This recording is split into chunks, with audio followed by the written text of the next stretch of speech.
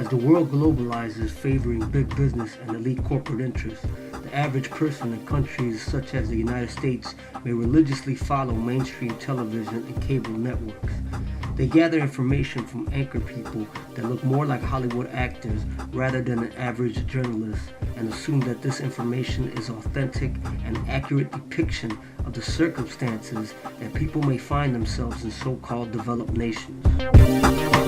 These supposed news professionals report violent local stories, global catastrophes, wars, and top them off with some sob story about a Hollywood star or personal story about the elite and privilege that millions are forced to admire as success stories of American capitalism. They are supposedly artists that are experts at their craft and superior to all other people, actors, and artists across the globe. Indeed, Hollywood is a major exporter of global ideas and models of life that should be emulated by everyone. Hollywood has become an educational tool for worldwide propaganda. The hegemonic portrayal of colonial Anglo lifestyles are constantly endorsed and normalized.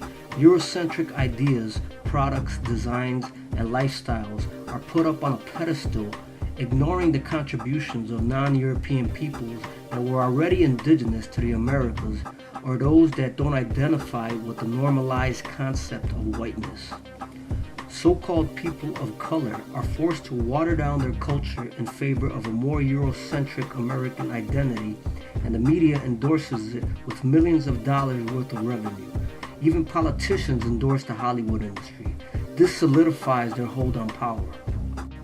The poor of all cultures and ethnicities are vilified in mainstream society, ignoring the fact that many of the poor were made so by historical slavery and historical colonialism, as well as the neo-colonialism that has taken place in the last 100 years. The media props up exceptions of those that have supposedly pulled themselves up from poverty and displays them as an apparent example that there is no excuse for people being poor. This is a smokescreen for the elite and the privileged to keep their power, because by claiming that everything is equal and that everyone has a chance, they can regain control of the masses of people, pitting them against each other.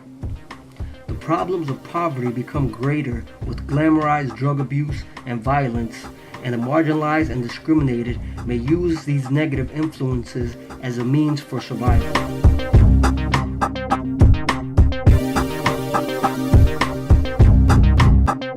In my next post, I will show how these giant media corporations have consolidated, limiting the view of public opinion, especially of those without options.